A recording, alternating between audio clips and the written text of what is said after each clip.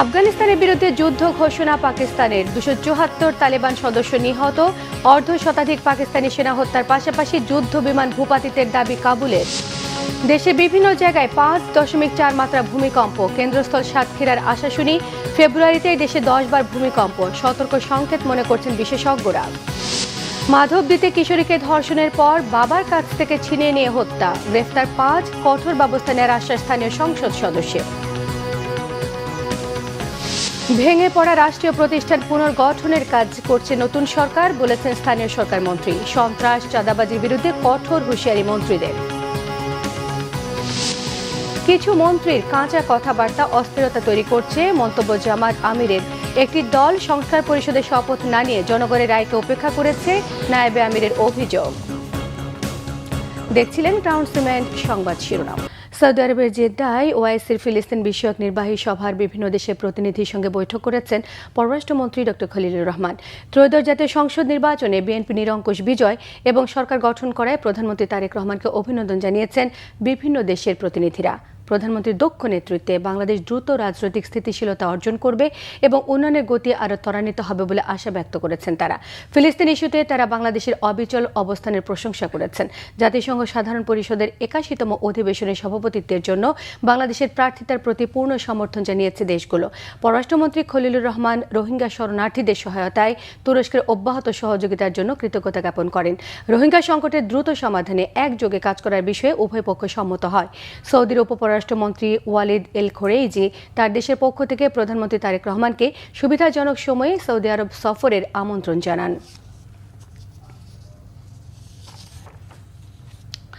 ঢাকা সহ দেশের বিভিন্ন জায়গায় 5.4 মাত্রা ভূমিকম্প অনুভূত হয়েছে। আবহাওয়া অধিদপ্তর জানিয়েছে, ভূমিকম্পটির উৎপত্তিস্থল রাজধানী থেকে 188 কিলোমিটার দূরে সাতক্ষীরার আশাশুনিতে। জায়গাটি খুলনা জেলা শহর থেকে 26 কিলোমিটার দক্ষিণ পশ্চিমে এবং সাতক্ষীরা থেকে 18 কিলোমিটার দক্ষিণ পূর্বে। এর গভীরতা ছিল ভূপৃষ্ঠ থেকে 35 কিলোমিটার। ঢাকা ছাড়াও দেশের দক্ষিণ পশ্চিমাঞ্চলের বিভিন্ন জেলা এবং পার্শ্ববর্তী দেশ ভারতের কিছু এলাকাতেও কম্পন অনুভূত হয়।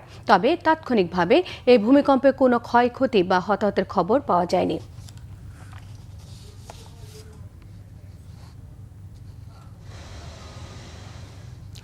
ফেব্রুয়ারি মাসে বিভিন্ন মাত্রায় মোট 10টি ভূকম্পে কেঁপে উঠেছে দেশ। ঘন ঘন এই ভূকম্পন ভূগর্ভস্থ শক্তিশালী টেকনোক্রেট প্লেটের সক্রিয়তা বিষয়ে আগাম বার্তা দিচ্ছে, যা একটি সতর্ক সংকেত। বিল্ডিং কোড মানার পাশাপাশি এবং পুরনো ভবনগুলোর রেট্রোফিটিং করার বিকল্প নেই বলে মনে করছেন বিশেষজ্ঞরা। বলেন, বড় বিপর্যয়ের আগে আগাম সতর্কতা এবং জনসচেতনতা থাকা জরুরি। রিপোর্ট করছেন মোবাশির আহমেদ। 2025 সালের 21 নভেম্বর নরসিংদীতে 5.7 মাত্রার ভূকম্প পরবর্তী সময়ে দেশে ছোট ছোট মৃদু ভূকম্প বেড়েছে। চলতি মাসে দেশের বিভিন্ন জায়গায় ছোট ও মাঝারি ধরনের মোট 10টি কম্পন অনুভূত হয়েছে। শুক্রবারও 5.4 মাত্রার ভূমিকম্প অনুভূত হয়েছে ঢাকাসহ সারা দেশে। রিক্টার স্কেলে কম্পনের মাত্রা মৃদু ও মাঝারি হলেও থেকে থেকে ছোট ছোট বা ঘন ঘন ভূকম্পন বড় কোনো বিপদের আশঙ্কা নাকি ভূগর্ভস্থ শক্তির নির্গমন তা নিয়ে দ্বিমত থাকলেও বিশেষজ্ঞদের মতে ঘন ঘন ভূকম্পন মূলত একটি সতর্ক সংকেত।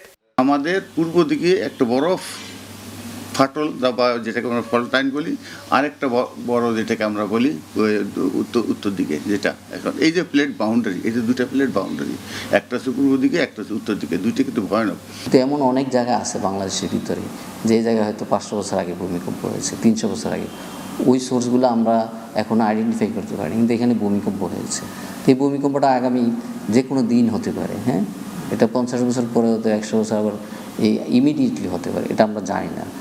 নরসিংদী আর্থকুয়েক আমাদের কিন্তু একটা অ্যালার্মিং। বাংলাদেশের ভূগর্ভে ইন্ডিয়ান, ইউরেশিয়ান ও বার্মার 3টি বিশাল টেকটনিক প্লেটের সংযোগস্থল থাকায় প্লেটগুলোর নড়াচড়া ও সংঘর্ষে প্রচুর শক্তি জমা হয়ে আছে, যা বড় বিপর্যয় ঘটাতে পারে। তাই বিপর্যয়ের আগে সতর্ক থাকার পরামর্শ বিশেষজ্ঞদের।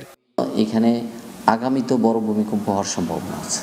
কী ধরনের সবচেয়ে বড় কম্পন আগামী 100 বছরে কী হতে পারে, 500 বছরের সবচেয়ে বড় কম্পনটা কী হতে, এইটা ধরে আমরা বলি যে এই কম্পনটা ধরে যদি আমি বিল্ডিং ডিজাইন করি তাহলে আমার বিল্ডিং সেফ থাকে। যে আজকে একটা ভূমিকম্প হইলে ইন্ডিয়ার থেকে যে অনেক ভেহিকেল চলে আসতে পারে বা লোকজন চলে আসতে পারে, তারা কিভাবে উদ্ধার করবে? উদ্ধার প্রক্রিয়া কিন্তু আমাদের নাই। উদ্ধার প্রক্রিয়া যেটা আছে একেবারেই অপ্রতুল। ভূমিকম্পের সময় আতঙ্কিত না হয়ে করণীয় বিষয়ে জনমনে ব্যাপক সচেতনতা বৃদ্ধি, উদ্ধার সরঞ্জাম ও প্রশিক্ষিত জনবল সবসময় প্রস্তুত করার পরামর্শ এই বিশেষজ্ঞদের। মোবাশ্বের আহমেদ, বাংলা ভিশন, ঢাকা। নরসিংদীর মাধবদীতে কিশোরীকে ধর্ষণের পর বাবার সামনে থেকে মেয়ে ছিনিয়ে নিয়ে হত্যার ঘটনায় 5 জনকে গ্রেফতার করা হয়েছে। এরই মধ্যে ঘটনাস্থল পরিদর্শন করেছেন ঢাকা রেঞ্জের ডিআইজি। কথা বলেছেন ভুক্তভোগী পরিবারের সঙ্গে। নরসিংদী প্রতিনিধি লক্ষণ বর্মনের তথ্য ছবিতে নাজমুল নিশানের ডেস্ক রিপোর্ট। নরসিংদীর মাধবদীতে ধর্ষণের ঘটনা ধামাচাপা দিতে ধর্ষণের শিকার কিশোরী আমেনাকে বাবার কাছ থেকে ছিনিয়ে নিয়ে হত্যা করে পালিয়ে যায় ঘাতকরা। বৃহস্পতিবার একটি ফসলি জমির পাশ থেকে উদ্ধার করা হয় তার লাশ। স্থানীয়রা জানায়, সপ্তাহ দুয়েক আগে স্থানীয় বখাটে নুরার নেতৃত্বে মোট 6 জন আমেনাকে সংঘবদ্ধভাবে ধর্ষণ করে। অভিযোগ উঠেছে, অপরাধীর সাথে রফাদফা করে মোটা অঙ্কের অর্থ আত্মসাৎ করে এবং কোনো বিচার না করেই ঘটনাটি ধামাচাপা দেন স্থানীয় ইউপি মেম্বার। পাশাপাশি ধর্ষিতার পরিবারকে গ্রাম ছাড়তে চাপ প্রয়োগ করেন। 3 রাস্তার মোড়ের তনে নুরার বন্ধু বান্ধব লইয়া নুরা আমার জামাইরা আটক করিয়া পিস মুড়ায় ধরিয়া ছুরি ঠেকাইয়া আমার জিপুত জেরে আমার জামাইরাতে তো ছিনে নিয়ে গেছে। আল্লাহকে যারা এই কাজ করছে যারা করে নাই, যে ইয়ে করছে নাকি সবাই যারা ঘুষকেছে ফাঁসি চাই আমরা সব ফাঁসি। চৈত্য মিলের সামনের থেকে 5 জন লোকে মুখা সময় ধরে চৈত্য মিলের পিছিয়ে নেওয়া যায়, জাপের নিচে 5 জন লোকে মিলে দর্শন করে। এই অন্যায়কারী রেজায় দৌড়া দিতারে বা দরতারে হার কঠিন বিচারও। বৃহস্পতিবার দিবাগত রাতে নিহত কিশোরীর মা ফাহিমা বেগম বাদী হয়ে নুরা সহ 9 জনকে আসামি করে মাধবদী থানায় মামলা করেন। এরপর সকাল অবধি বিভিন্ন স্থানে অভিযান চালিয়ে মোট 5 জনকে গ্রেপ্তার করে পুলিশ। এরই মধ্যে ঢাকা রেঞ্জের ডিআইজি রেজাউল করিম মল্লিক ঘটনাস্থল ও মাধবদী থানা পরিদর্শন করে বলেন, মূল অভিযুক্ত নুরা সহ বাকিদের গ্রেপ্তারের চেষ্টা চলছে। আজকে আমরা পিও ভিজিটে গিয়েছিলাম। পিও ভিজিটে যাওয়ার পরে সেখানেও পরিবারের তার বাবা মার সাথে কথা হয়েছে, ভাইয়ের সাথে কথা হয়েছে, তারা বিস্তারিত বলেছে। গত রাত থেকে আমাদের অভিযান চলছে। এই মুহূর্তে একটি টিম ঢাকার বাইরে অবস্থান করছে। আমরা ইনশাল্লাহ খুব তাড়াতাড়ি ধর্ষক এবং সালিশকারী যারা ছিল তাদেরকে গ্রেপ্তার করতে সক্ষম হব। দ্রুত অভিযুক্তদের আইনের আওতায় এনে দৃষ্টান্ত শাস্তি দাবি জানিয়েছেন স্থানীয়রা। Bangla vision news desk. নরসিংদীর মাধবদীতে কিশোরী ধর্ষণ এবং হত্যায় জড়িত অপরাধীদের গ্রেফতারের দাবি জানিয়েছেন নরসিংদী 1 আসনের সংসদ সদস্য খায়রুল কবির খোকন।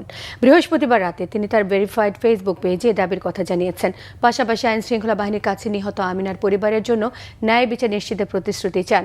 এর আগে শুক্রবার দুপুরে তিনি দলীয় নেতাকর্মীদের সঙ্গে নিয়ে ভুক্তভোগী কিশোরী স্বজনদের সঙ্গে সাক্ষাৎ করেন। প্রতিশ্রুতি দেন সঠিক বিচার নিশ্চিত করার।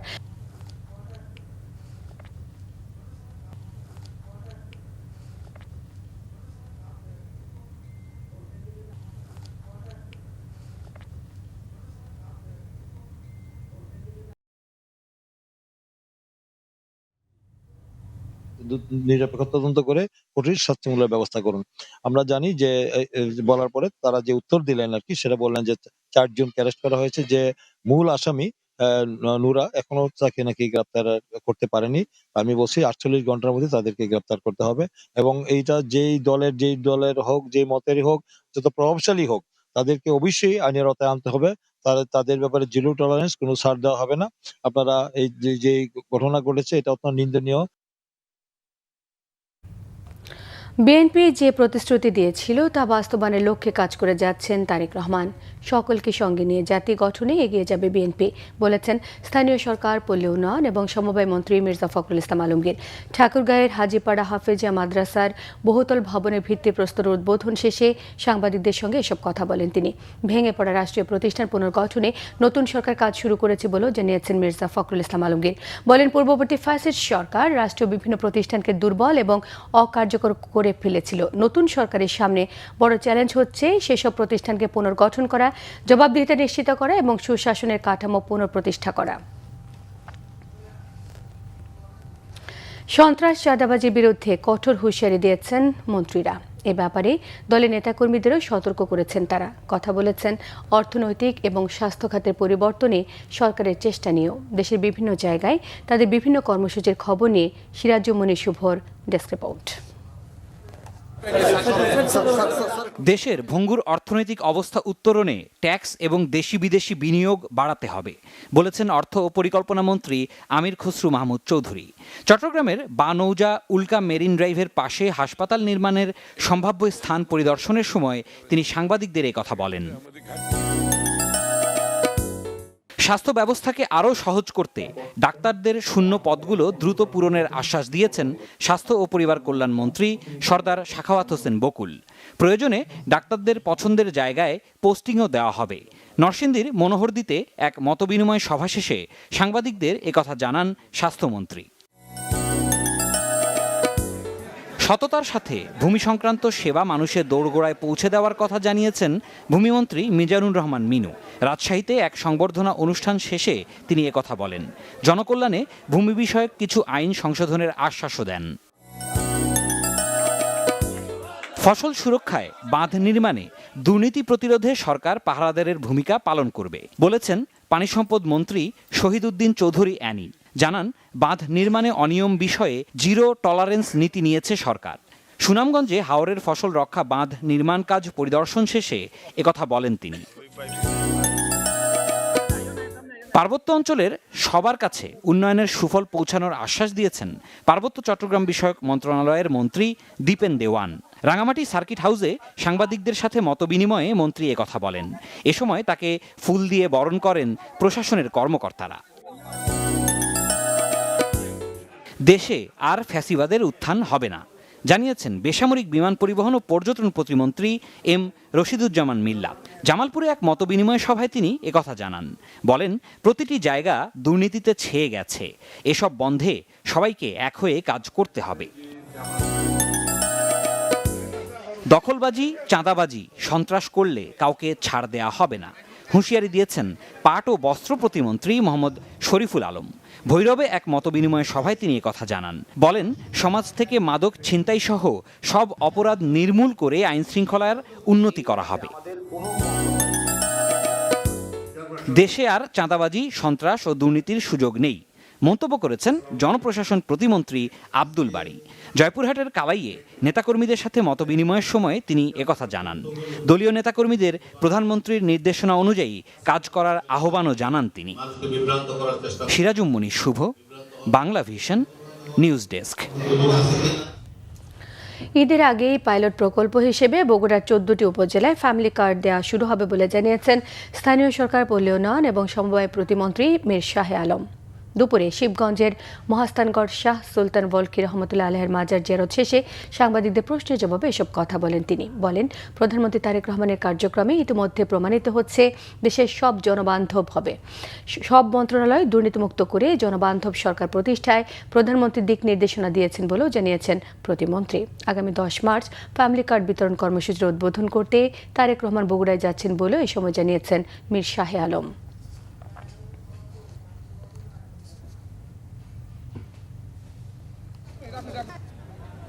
সবকিছু মিলে দীর্ঘ 17-18 বছর পরে দেশের মাটিতে ফিরে বগুড়ার কৃতি সন্তান মাননীয় প্রধানমন্ত্রী জনাব তারেক রহমান জনগণের উদ্দেশ্যে একটি বার্তাই দিয়েছিলেন যে আই হ্যাভ এ প্ল্যান, এবং আমি দেশের মানুষের শান্তি চাই, শৃঙ্খলা দেখতে চাই, উন্নয়ন চাই।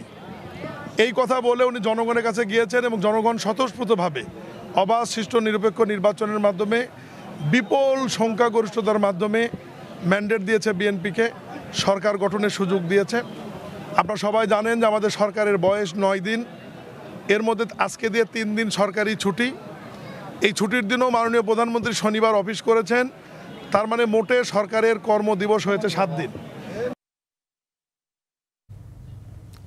সরকার দলীয় নেতা এবং কিছু মন্ত্রীদের কাঁচা কথাবার্তা সমাজে অস্থিরতা তৈরি করছে বলে অভিযোগ করেছেন জামায়াতে ইসলামের আমির ও সংসদের বিরোধী দলীয় নেতা ডাক্তার শফিকুর রহমান। সিলেটে জুমার নামাজের পর সাংবাদিকদের তিনি এসব কথা বলেন। দেশে মানুষের জীবনে নিরাপত্তা বিঘ্নিত হচ্ছে উল্লেখ করে জামায়াতের আমির বলেন, অপরাধ দমনে কঠোর অবস্থান না নিলে পরিস্থিতির উন্নতি সম্ভব নয়। কোনো অপরাধীর পাশে সরকারি দলের কেউ দাঁড়ালে অপরাধ নির্মূল করা যাবে না বলেও সতর্ক করেছেন তিনি। রাষ্ট্রপতির অভিশংসন প্রসঙ্গে তিনি জানান, দলীয় ফোরামে আলোচনা করে এই বিষয়ে সিদ্ধান্ত জানাবেন। সরকার ভালো কাজ করলে সহযোগিতা করার আশ্বাস দেন সংসদের বিরোধী দলীয় এই নেতা। অবস্থা ভালো নেই এবং এর জন্য ইতিমধ্যে সরকার দলের কিছু গুরুত্বপূর্ণ দায়িত্বশীল ব্যক্তি এমনকি মন্ত্রী পর্যায়ে থেকে এমন কিছু কাঁচা কথাবার্তা বলেছেন যেটা সমাজকে এখন অস্থির করে তুলছে এবং অপরাধকে উস্কে দিচ্ছে। এই সমস্ত দায়িত্ব জ্ঞানহীন কাণ্ড কারখানা চলতে থাকলে এই দেশ ভালোর দিকে যাবে কিভাবে? দায়িত্ব মূলত সরকারকেই নিতে হবে। এদিকে অভ্যুত্থানে পতিত দলকে পুনর্বাসনের চেষ্টা ২৪-এর আন্দোলনের সঙ্গে একটি দলের বেইমানি হিসেবে উল্লেখ করেছেন জামায়াতে ইসলামী নায়েবে আমির অধ্যাপক মুজিবুর রহমান। বিএনপি সংবিধান সংস্কার পরিষদের শপথ না নিয়ে জনগণের মতামতকে উপেক্ষা করেছে বলে অভিযোগ করেছেন তিনি। শুক্রবার রাজধানীর রমনায় the forum of engineers and architects আয়োজিত ইফতার অনুষ্ঠানে প্রধান অতিথির বক্তব্যে এসব কথা বলেছেন জামায়াতের এই নেতা। সিটি কর্পোরেশনগুলোতে দলীয় প্রশাসক নিয়োগের মধ্য দিয়ে সরকার গণতন্ত্রকে হত্যার প্রচেষ্টা চালিয়েছে উল্লেখ করে দেশ সঠিকভাবে পরিচালনায় বিরোধী দলের মতামতকে গুরুত্ব দেবার আহ্বান জানান তিনি। অনুষ্ঠানে বিশেষ অতিথির বক্তব্যে দলটি ঢাকা মহানগরী দক্ষিণ শাখার সেক্রেটারি শফিকুল ইসলাম মাসুদ হুঁশিয়ারি দেন, বর্তমান বিরোধী দলকে গৃহপালিত বিরোধী দল মনে করলে ভুল করবে এই সরকার।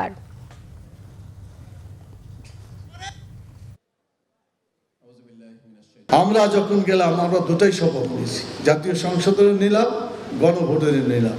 তো যারা নিল না তারা তো জনগণের ভোটের কোনো মূল্য দিল বলে মনে হয় না, জনমতের কোনো মূল্য তারা দিচ্ছে বলে মনে হচ্ছে না। এটা যদি হয় তাহলে তো মনে হবে যে তারা গণবিরোধী সরকারের দিকে যাত্রা শুরু করেছে বলে মনে হচ্ছে। অন্ধকারে থাকার জন্যই দেশ 2024-এর 5ই আগস্ট আরেকবার স্বাধীন হয় নাই। যদি না পারেন দায়িত্ব ছেড়ে দেন, আমরা আলোকিত বাংলাদেশ করার জন্য সিদ্ধান্ত নিতে চাই। আপনারা লুটতরাজ করবেন, বেগম পাড়ায় আপনারা কানাডায় ঘরবাড়ি করে তুলবেন, সুযোগ সুবিধা ভোগ করবেন, আন্দোলন সংগ্রামে আপনাদের নামে একটা মামলা হবে না, আপনারা জেলখানায় যাবেন না, কোন একটা রাষ্ট্রের প্রেসক্রিপশনে আপনারা মন্ত্রী হবেন, বাংলাদেশের মানুষকে অন্ধকারে রাখবেন। সেই বাংলাদেশ আর কল্পনা করার সুযোগ আপনাদের হাতে নাই। শুক্রবার ছুটির দিন রাজধানী মার্কেটগুলোতে ভিড় ছিল চোখে পড়ার মতো। সকাল থেকে পছন্দের পণ্যটি কিনতে এক দোকান থেকে অন্য দোকানে ছুটছেন তারা। বেশি ভিড় মেয়েদের 3 পিসের দোকানগুলোতে। ক্রেতা পছন্দের কথা মাথায় রেখে নতুন নতুন ডিজাইনের পসরা সাজিয়েছেন বিক্রেতারা।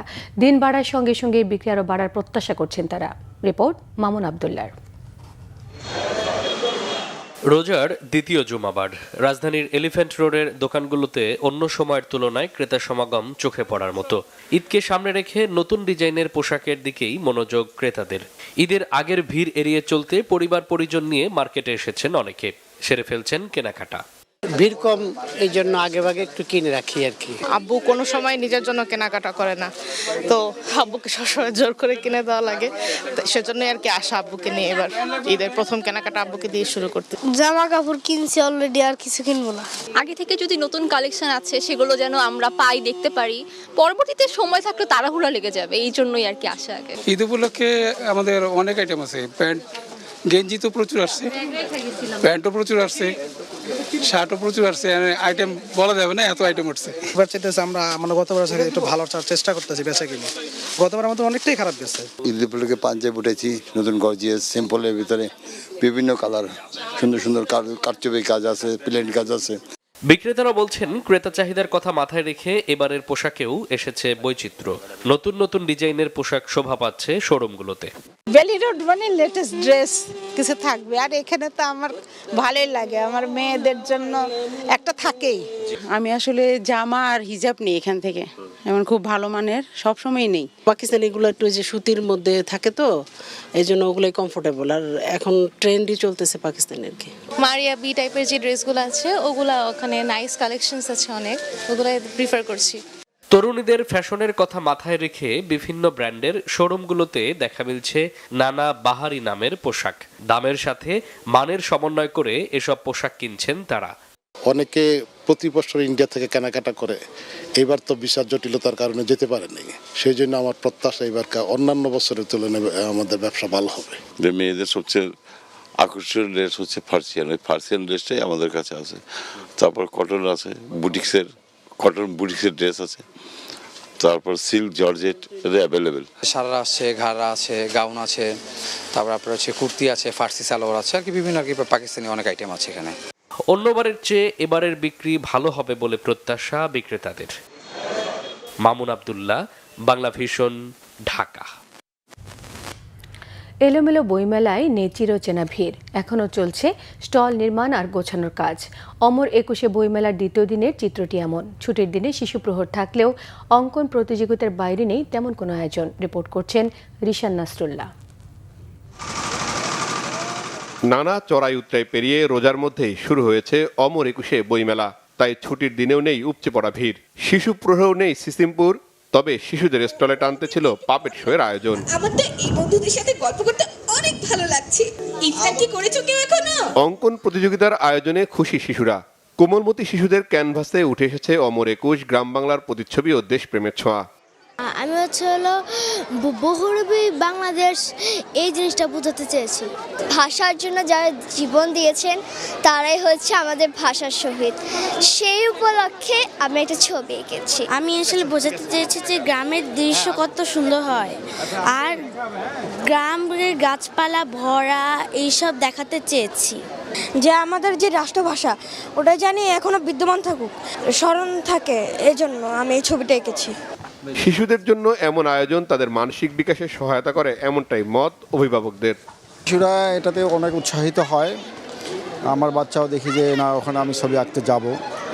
পুরস্কার পাই না পাই সেটা পরের বিষয়, এটা বলছে। একটা শিশুর মানসিক বিকাশের জন্য খুব প্রয়োজন। একটা ছোট বাচ্চা এখানে যখন ড্রয়িং করতে আসছে, এই পরিবেশটা দেখছে, সে তার সংস্কৃতির সাথে পরিচিত হচ্ছে, সে শিখতে পারছে, জানতে পারছে, বুঝতে পারছে আমার দেশ কি, আমাকে কি করতে হবে, আমার চারপাশে কি হচ্ছে। এই যে একটা ধারণা তার মধ্যে ছোটবেলা থেকে তৈরি হয়েছে, এটা আমি আশা করি যখন তারা বড় হবে, দেশকে নেতৃত্ব দিবে, তখন বিশ্ব দরবারের মাঝে আমাদের বাংলাদেশকে তারা ফুটিয়ে তুলতে পারবে। এবারের বইমেলায় অংশ নিচ্ছে ৫৪৯টি প্রকাশনা প্রতিষ্ঠান। মেলার দ্বিতীয় দিনেও চলছে স্টল তৈরির কাজ। ১৫ মার্চ পর্যন্ত মেলা চলবে দুপুর ২টা থেকে রাত ৯টা পর্যন্ত। রিশান নাসরুল্লাহ, বাংলা ভিশন, ঢাকা। তথ্যমন্ত্রী জহিরুদ্দিন স্বপন বলেছেন, জনগণের কাছে অবাধ তথ্য সরবরাহ পৌঁছে দিতে সাংবাদিক সহ সকল অংশীজনদের মতামতের ভিত্তিতে জবাবদিহিতা নিশ্চিত করা হবে। সকালে বরিশাল সার্কিট হাউস এক সভা শেষে এসব কথা বলেন জহিরুদ্দিন স্বপন। গণমাধ্যমকে আধুনিক ব্যবস্থাপনার মধ্যে আওতায় আনার গুরুত্ব তুলে ধরেন তিনি। বলেন, আধুনিক প্রযুক্তি নির্ভর বিশ্ব ব্যবস্থা এবং ইকোসিস্টেমের মধ্যে নতুন গণমাধ্যমের সঙ্গে যুক্ত হতে হবে। তথ্য প্রযুক্তি ভিত্তিক গণমাধ্যমের যে প্রসার হয়েছে, এর সঙ্গে যেভাবে খাপ খাওয়ানো দরকার তা এতদিনে হয়ে ওঠেনি বলে মন্তব্য করেছেন তিনি।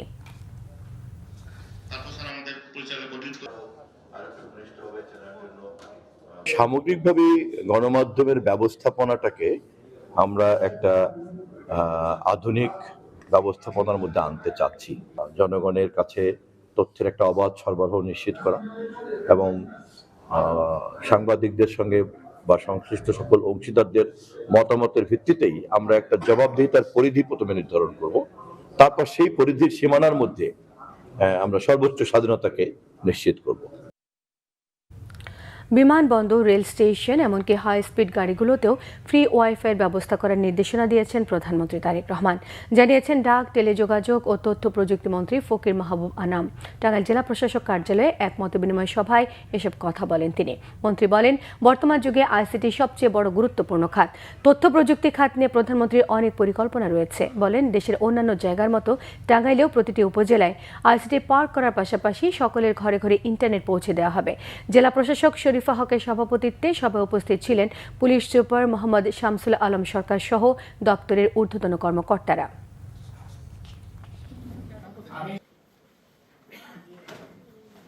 আমাদের মাননীয় প্রধানমন্ত্রী আমাদের ইনস্ট্রাকশন দিয়েছেন যে আমরা এয়ারপোর্ট, রেলওয়ে স্টেশন এমনকি হাই স্পিড গাড়িগুলিতে ফ্রি ওয়াইফাই অ্যারেঞ্জমেন্ট করার জন্য, এবং উনি অলরেডি ইনস্ট্রাকশন দেওয়াতে আমরা হয়তো খুব তাড়াতাড়ি এটা চালু করে দিব।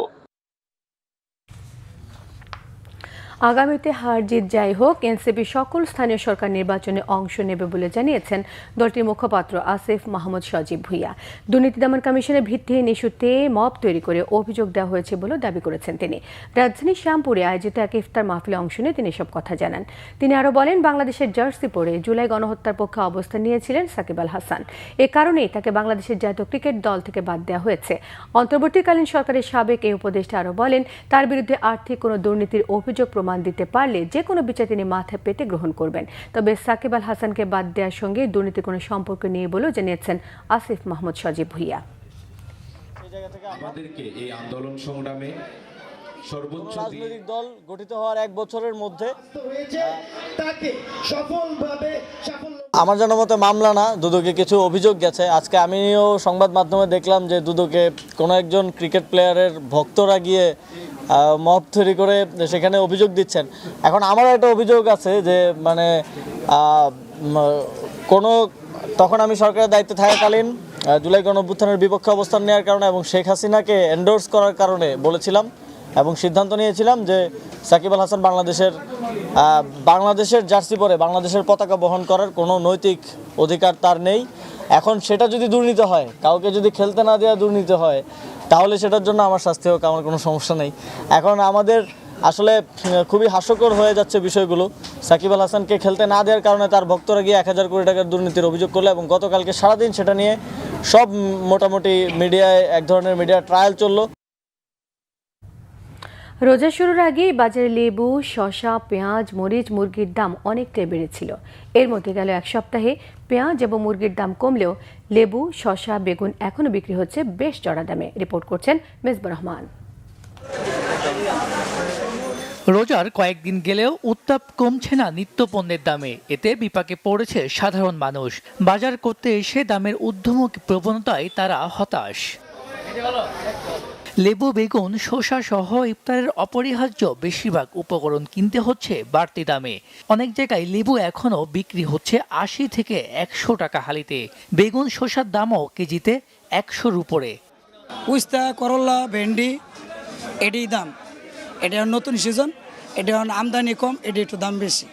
কিন্তু এটা আমদানি হলে ঠিক হয়ে যাব, এই দাম থাকবো না। এটা কেজি 160 টাকা, 150 টাকা এরকম বেশি। বেড়েছে বুট বা ছোলার দামও। পোলাও চালও কেজিতে আরও 10 থেকে 15 টাকা বেশিতে কিনতে হচ্ছে। পোলাও চালের দাম এখন খুব ঊর্ধ্বমুখী।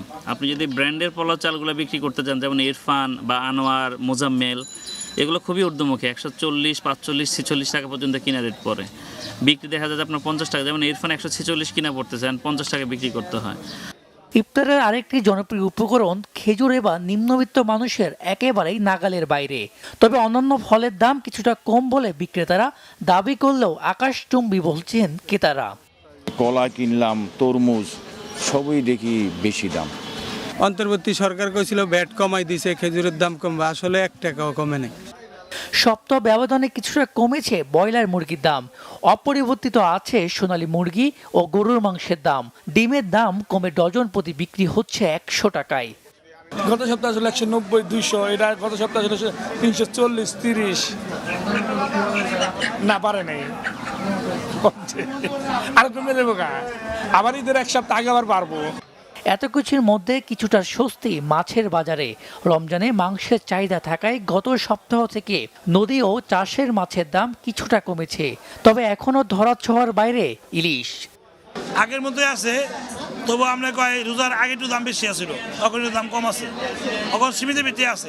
প্রথম রোজা এবং রোজার আগের দিন ছিল অস্বাভাবিক দাম, যেটা আমাদের বাঙালিদের দোষ। আমরা কেন যাই এত বেশি কিনতে চাইতাম? আমরা যদি 4টা-2টা কিনতাম তাহলে কিন্তু এত বেশি দাম হইতো না। আমরা কিনছি 1 ডজন 2 ডজন, সেজন্য দামটা বেশি হয়েছে।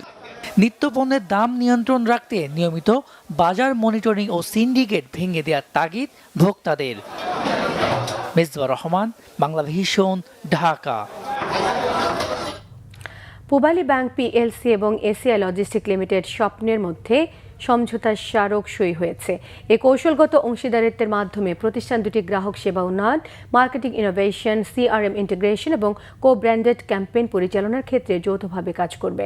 অনুষ্ঠানে প্রধান অতিথি ছিলেন পূবালী ব্যাংকের ব্যবস্থাপনা পরিচালক এবং প্রধান নির্বাহী কর্মকর্তা মোহাম্মদ আলী। সম্মানিত অতিথি ছিলেন SA লজিস্টিক লিমিটেডের ব্যবস্থাপনা পরিচালক সাব্বির হাসান নাসির। বিশেষ অতিথি হিসেবে ছিলেন ব্যাংকের উপব্যবস্থাপনা পরিচালক মোহাম্মদ শাহনেওয়াজ খান, SAI PLC এর পরিচালক treasury, finance and planning Abu Hasan Zaman. এ সময় ব্যাংকের ঢাকা উত্তর অঞ্চল প্রধান এবং মহাব্যবস্থাপক AK আব্দুর রাকিব সহ প্রতিষ্ঠান দুটির ঊর্ধ্বতন নির্বাহী বৃন্দ, গ্রাহক এবং শুভানুধ্যায়ীরা উপস্থিত ছিলেন।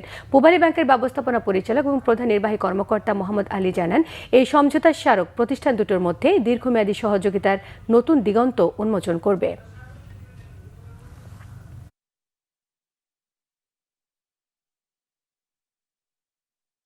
রাজধানীর সড়ক, ফুটপাত, মোড়ে মোড়েও জমেছে ইফতারের অস্থায়ী বাজার। তা বিকেল গড়ালেই ব্যস্ত শহরের চেহারা পাল্টে দেয়। বড় কড়াইয়ে তেল চুপচুপে বেগুনি, পেঁয়াজু আর আলুর চপ ভাজার শব্দ, পাশে ছোলা, জিলাপি, খেজুর এবং ফলের সারি সারি দোকান। বড় বড় রেস্টুরেন্টগুলোর সামনে তো ইফতারের নানা পদের পসরা সাজানো থাকেই।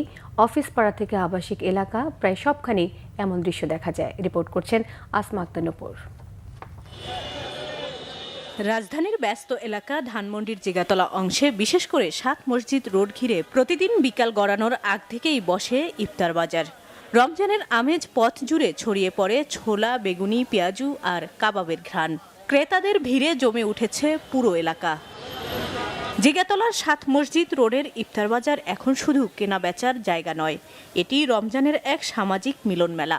পরিবার, বন্ধু কিংবা সহকর্মীদের জন্য পছন্দের ইফতার কিনতে এখানে প্রতিদিনই জমছে ভিড়। কোয়ালিটি ভালো, আমরা সবসময় নিই ওখান থেকে, ওদের সব আইটেমই ভালো। আমরা মোটামুটি 2-1 দিন পর পরই নিই। আমি একটা মুরগি কিনছি, গোটা মুরগি, আর 4টা চিকেন রোল আর একটা ফালুদা।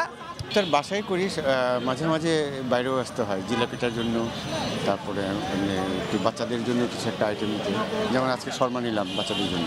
আজকে একটু শপিং করতে আসছিলাম, এই জন্য আজকেই কিনতেছি।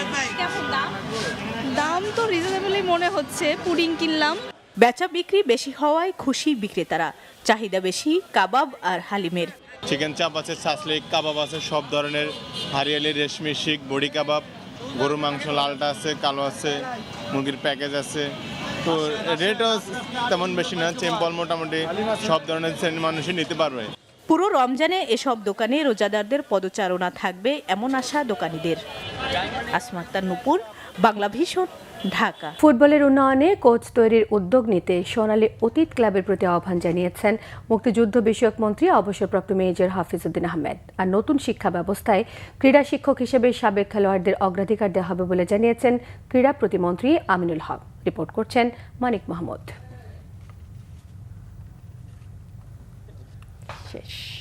দেশ বরেণ্য কৃতি ফুটবলাররা একসাথে হয়েছেন পবিত্র রমজানে ইফতার মাহফিলে যোগ দেওয়ার জন্য। অনুষ্ঠানে মধ্যমণি মুক্তিযুদ্ধ বিষয়ক মন্ত্রণালয়ের মন্ত্রী ও সংগঠনের প্রতিষ্ঠাতা মেজর অবসরপ্রাপ্ত হাফিজউদ্দিন আহমেদ, সতীর্থ প্রতাপ শঙ্কর হাজরা সহ সাবেক ফুটবলারদের সাথে খেলোয়াড়ি জীবনের মধুর স্মৃতিচারণ করেন 60 দশকের এই কৃতি ফুটবলার। বলেন, সময়ের সাথে বর্তমান ফুটবলের অবস্থা আশানুরূপ নয়। সিনিয়র খেলোয়াড় আছে, যারা কোচ আছে, তরুণদেরকে একটা কোচিংয়ের জন্য একবার সোনালী অতীত ক্লাব ব্যবস্থা নিয়েছিল কোচিং করার জন্যে। এটাতে ক্লাবের অনেক সুনাম হয়েছে। সেখানে যদি সাহায্য সহযোগিতা লাগে, আমাদের ক্রীড়া প্রতিমন্ত্রী আপনাদেরকে সাহায্য সহযোগিতা করবেন, আমরাও সহযোগিতা করব। অনুষ্ঠানে ক্রীড়া প্রতিমন্ত্রী আমিনুল হক বলেন, হতাশাগ্রস্ত সাবেক খেলোয়াড়দের মূল্যায়ন করা হবে। কোচ হিসেবে বিভিন্ন প্রশিক্ষণ কার্যক্রমে যুক্ত করা হবে তাদের। আমাদের মাননীয় প্রধানমন্ত্রী যে পরিকল্পনা রয়েছেন, আপনারা যখন খেলবেন তখনও দেশ আপনাদের পাশে রয়েছে, এবং খেলা ছেড়ে দেওয়ার পরেও আমরা আপনাদের সকলের জন্য কর্মসংস্থানের ব্যবস্থা করব। এবং সেখানে আপনারা ইতিমধ্যে জানেন যে জাতীয় শিক্ষাক্রমে যেহেতু আমরা খেলাধুলাকে বাধ্যতামূলক করতে যাচ্ছি, সেখানে ক্রীড়া শিক্ষক হিসেবে আমার এই সাবেক খেলোয়াড়রা অগ্রাধিকার ভিত্তিতে তাদের সেই কর্মসংস্থানের ব্যবস্থা করা হবে ইনশাআল্লাহ। এদিন বাংলাদেশ স্পোর্টস জার্নালিস্ট অ্যাসোসিয়েশনের ইফতারে অংশ নেন ক্রীড়াঙ্গনের ব্যক্তিরা। বাংলাদেশের আসন্ন পাকিস্তান সিরিজের সাফল্যের প্রত্যাশা করেন বিসিবি সহসভাপতি ফারুক আহমেদ। মানিক মাহমুদ, বাংলা ভিশন, ঢাকা।